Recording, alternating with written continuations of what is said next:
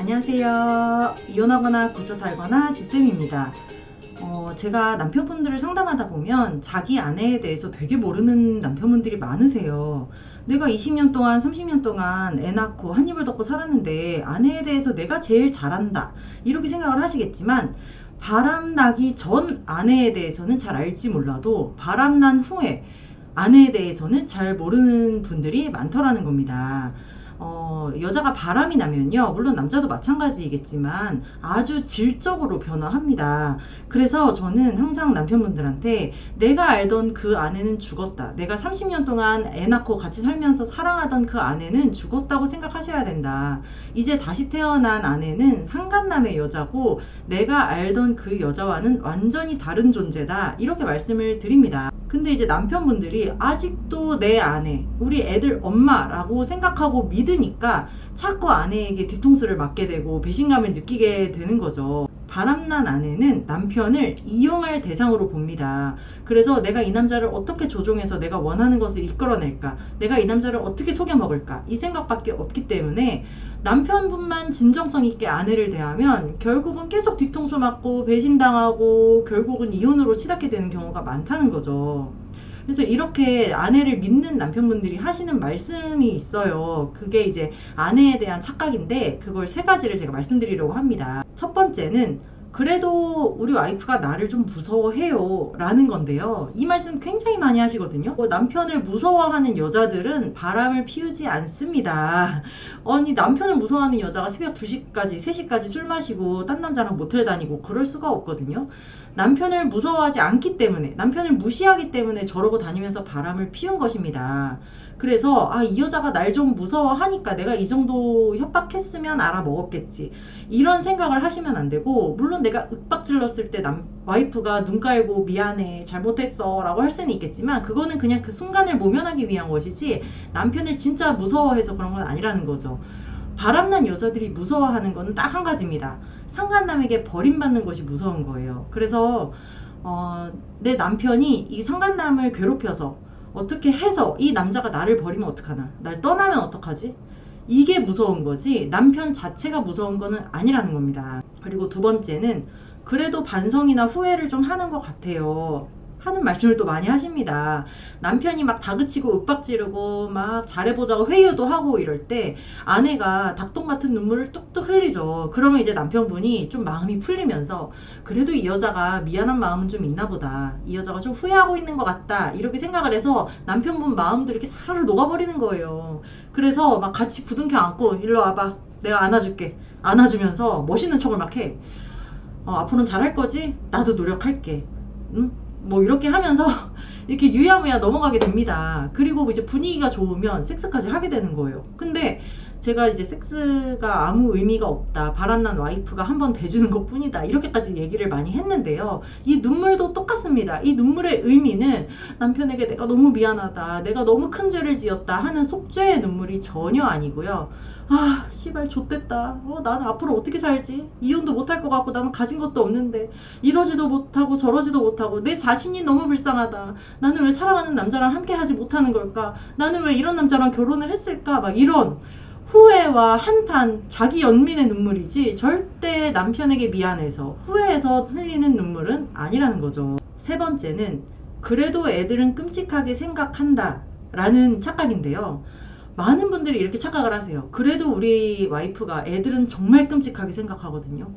그래서 아마 애들 생각해서 이혼을 원하지 않을 거고, 그래서 상간남을 정리할 겁니다, 이렇게 논리적으로 생각을 하시는데, 물론 아이들을 그전에는 너무너무 사랑할 수도 있죠. 지금도 사랑할 수 있죠. 그런데 옛말에 바람난 엄마는 갓난아기를 우물에 빠뜨리고도 도망간다라는 속담이 있을 정도거든요. 바람난 여자에게는 나는 새 인생 살고 싶어, 나는 더 이상 이렇게 지긋지긋하게 살고 싶지 않아, 이 생각이 한번 머리에 박히면 갓난쟁이가 울건 애기가 엄마 하든 그런 거는 전혀 상관이 없다는 거예요. 오히려 내가 새 인생, 상간남이랑 새 인생 사는데 이 애기가 걸림돌인 거지. 그리고 이제 바람난 사람들이 늘 하는 생각이 있잖아요. 내가 행복해야 우리 애도 행복하다. 내가 이혼을 할지라도 우리 애는 잘 클 수 있고 내가 가끔 만나서 행복한 모습을 보여주는 게 오히려 아이한테 좋은 거야. 내가 배우자랑 맨날 싸우면서 이렇게 사는 것보다는 이혼하는 게 나아. 그게 아이한테도 좋은 거야. 이렇게 합리화를 하거든요. 그래서 우리 피해 배우자들이 그래도 저 사람이 애들은 끔찍하게 생각하니까 이혼을 원치 않을 거고 이혼 안 하려면 상간자를 정리할 거다라고 하는 거는 너무 큰 착각이라는 거죠. 그래서 제가 이제 남편분들한테 경고를 해요. 저러다가 나중에 집 나갈 수 있다. 어느 날 갑자기 금붙이랑 짐 싸가지고 행방불명 될 수도 있다. 이렇게 말씀을 드리면 에이 그렇게까지 할까요? 아이 그럴 사람은 아니에요. 막 이래요. 그런데 상간남을 쳐내는데 노력을 하지 않고 와이프만 붙들고 잘해보자. 설득하고 호소하고 눈물 흘리고 이래가지고는 나중에 시간이 지나면 상간남이랑 깊어지면 그렇게 된다는 거죠. 그래서 아이를 사랑해서 집을 안 나가는 게 아니에요. 절대. 상간남이랑 깊지 않기 때문에 집을 안 나가고 있는 거거나 아니면 이거 되게 중요한 포인트인데요. 남편에게 뜯어낼 게 있으니까 안 나가는 거거든요. 오늘 제가 바람난 아내는 남편을 이용하려는 생각뿐이다 라는 제목을 생각한 것도 요거 때문입니다. 바람난 아내가 왜 이혼을 원치 않을까? 왜 집을 안 나갈까? 나를 사랑해서? 애들을 사랑해서? 절대 아니라는 거죠. 남편에게서 얻을 게 있기 때문에, 가정에서 얻을 게 있기 때문에 나가지 않는 겁니다. 뭐 이런 게 있겠죠. 뭐 공무원이거나 사업을 하는 데 있어서 이 아이들과 남편의 존재가 굉장히 중요한 경우, 이혼하면 내 먹고 살 길이 끊기는 거, 그런 경우가 있을 수 있고, 상간남이 유부남이거나 부모랑 사는 찌질한 놈이라서 나를 걷어줄 수 없을 때, 나가서 살 곳이 없으니까 집에 붙어 있는 경우도 있고, 또 뭐 와이프가 전업주부여서 모아놓은 돈이 없고 다달이 수입이 없을 때, 그때는 남편이 주는 생활비를 착복하면서 자기가 그냥 이거를 누리면서 밖에 나가서 상간남 만날 수 있는 거잖아요. 그렇게 남편에게서 얻을 게 있기 때문에 안 나가는 거지, 절대 나를 사랑해서 아이들을 생각해서 안 나가는 게 아니라는 겁니다. 그래서 아내가 집을 나갈까봐 전전긍긍하면서 상간남을 못 치는 분들이 많아요. 그런데 아내가 나가고 안 나가고 이거를 겁내 가지고는 상간남을 쳐낼 수가 없습니다. 네가 나가도 나는 너를 멱살 잡고 끄집어 올 거야, 이런 생각으로 막 상간남을 공격을 하셔야 되는 거고, 상간남을 쳐내지 않고 와이프만 잘해주거나 와이프를 설득하면서 집을 나갈까봐 전전긍긍하면서 이렇게 상대를 하면 결국은 뒤로는 상간남과 계속 붙어먹으면서 깊어져서 가정이 파탄나는 결과가 나오더라, 이 말씀을 꼭 드리고 싶습니다. 애들 엄마가 집 나갈까봐 전전긍긍하면서 오히려 아내에게 잘해주면서 끌려다니는 분들이 있는데요. 그렇게 전전긍긍하는 모습을 보이고 끌려다닐수록 바람난 아내는 자꾸 그러면 이혼해, 집 나간다, 당신이 자꾸 그 일에 대해서 언급하면, 자꾸 나 의심하면 나 이 집에 못 살아 하면서 오히려 역으로 협박을 하게 되고, 남편분은 점점 자신감을 잃게 되죠. 이럴 때일수록 그래 너 없어도 내가 잘할 수 있어, 우리 애들 너 없어도 내가 잘 키울 수 있어, 너 그까짓 거 너 살림하고 뭐 애 키우는 거 그거 아줌마 쓰면은 한 달에 300만 원밖에 안 들어. 너가 쓰는 생활비보다 적게 주고도 살림 얼마든지 굴러갈 수 있고, 너 없어도 나 너무 잘 살 수 있어, 하지만 나는 절대 이혼 안 해줘. 이런 마음을 먹고 강하게 아내를 대하셔야 되는 거죠. 내가 아내에게 잘한다고 해서 아내가 집을 안 나가는 것도 아니고요. 내가 상간남을 세게 친다고 해서 와이프가 집 나가는 게 아닙니다. 그 둘의 깊이에 달려있는 곳이고, 그래서 가정이 회복되기를, 가정이 유지되기를 강하게 원하신다면 그럼 그럴수록 상간남을 세게 치셔야 되는 거지, 아내의 눈치를 보지 마시라고 말씀드립니다.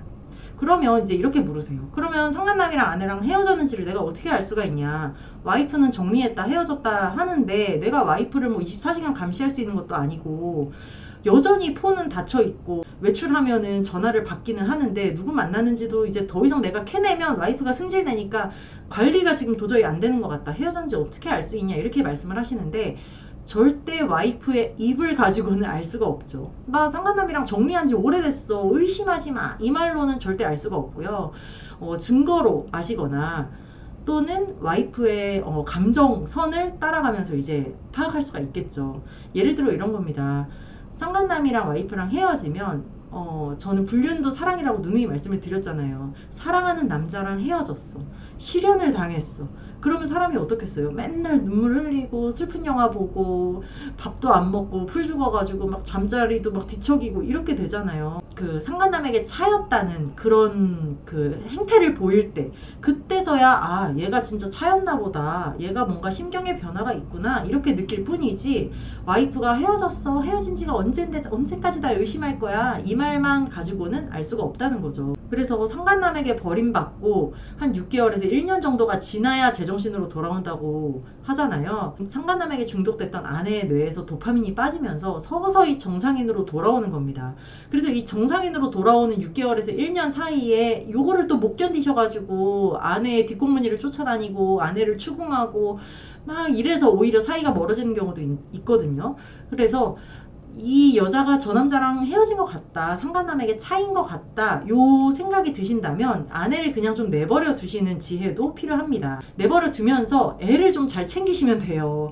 애들이랑 이 기회에 아빠와 아이들이 가까워지고 가정을 좀 더 잘 챙기다 보면 그때서야 나중에 도파민이 빠진 아내가 내가 지금까지 뭐 한 거지? 아, 내가 남편이랑 애들한테 죽을 죄를 지었구나 하는 생각이 그때서야 저절로 떠오를 거고요. 그러면 다시 아이들과 남편에게 기웃기웃하면서 잘하려고 노력을 하거든요. 그때 못 이기는 척, 다 잊은 척 하고 스르르 받아주면 되는 거지, 내가 뭔가를 막 노력한다고 해서 회복이 되는 것도 아니라는 것을 말씀드리고 싶었습니다. 네, 오늘은 여기까지 하고요. 이거나 보거나 카페에 들어오시면 제가 쓴 칼럼도 있고 다른 남편분들의 사연도 많으니까요. 이거나 보거나 카페로 들어오셨으면 좋겠습니다. 여러분 안녕. 다음 시간에 또 만나요.